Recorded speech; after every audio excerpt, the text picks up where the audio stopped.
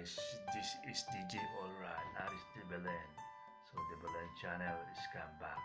So guys, nagigising ko lang. It's around 12 o'clock na dito sa Moscow. So ngayon I will try, gagawa ko ngayon ng homemade carbonara. So papakita ko sa inyo ang aking ingredients. So this carbonara takes 10 minutes lang guys. All very fast. This is bacon, so I need bacon, cream cheese, pasta, then this milk, and this smetana. So this mushroom. So these all the ingredients guys. So I will start to fry this bacon first. So guys, ituturo ko sa inyo kung paano lutuin ang special carbonara in 10 minutes guys. So samahan nyo. Fried muna natin ang ating sahog, itong bacon. So hindi na ako gagamit ng oil. So kailangan mainit na mainit ang kawali.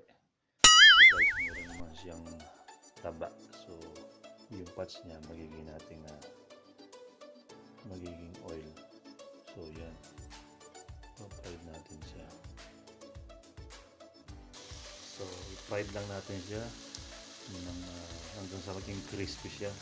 So alalayan nyo lang guys, baka masunog ha. So pag crispy na siya, pwede na siya. So yan guys, malapit na siya maging crispy. So tingnan natin konti pa. Sikretong malupit. So ito guys, yung bacon natin pwede na. Crispy lang siya, medyo ano lang siya. Hindi yung mainit, hindi mo makikita ito crispy niya. So pag dumamig siya, ayun. So, may message si Kaindo. Bring back to you by Kaindo. So susunod natin guys, onion and turn. Sibuyas. Gisahin muna natin ang sibuyas.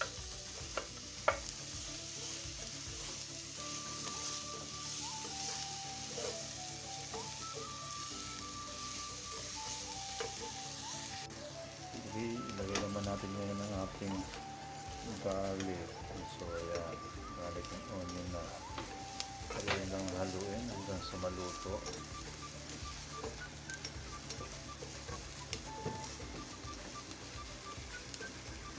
Alright lang, okay? So after nang maluto ng ginisa natin bawang sibuyas, lagyan natin siya ng milk. So ayan guys, milk para maging milky ang ating sauce. Oh yes! Fresh milk dapat guys ha, yung galing sa dudu ng cow. Okay, kaya na natin siyang kumulo. Medyo kumukulo-kulo na siya guys. Pwede na natin ilagay ang ating mushroom. Yan, ilagay natin ng mushroom. Favorite ko ang mushroom, kaya okay lang madami. So yung mga hindi mahilig sa mushroom, pwede nyo lagyan ng konti lang siya.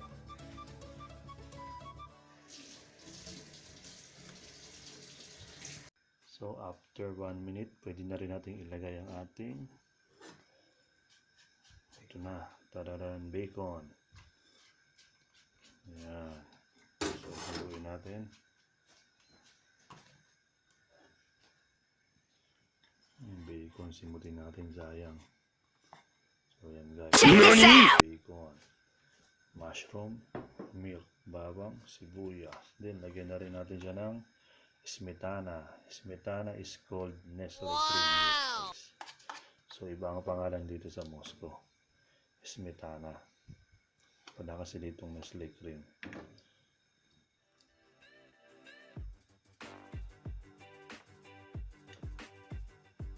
Sayang, sinigyan natin yung Nestle Cream. Wow!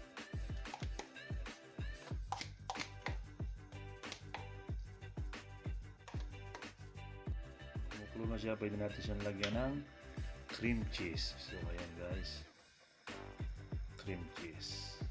So kalahati lang ilalagay natin ng ating isang pack ng cream cheese. Lagyan natin siya ng lahat. Ayan guys. Cream cheese natin. Masyadong malikit. Galing pa sa sarap.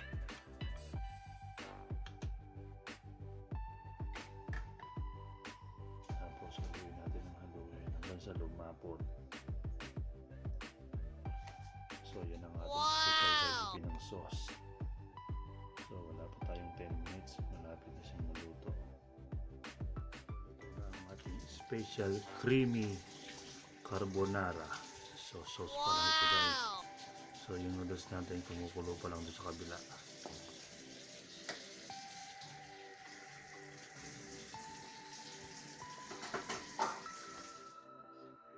Ready na tayo. Yan na ang ating special creamy carbonara. Kakain na tayo. Wow! Tapos na ang ating special creamy carbonara. Oh, yes! Wow! So titikman na natin. Napaka-creamy. Hindi kayo magsisisi. 10 minutes homemade creamy carbonara. Ang laban to sa mga baro, mga ganyan guys. Ano? Deliver pa lang guys. Mushroom.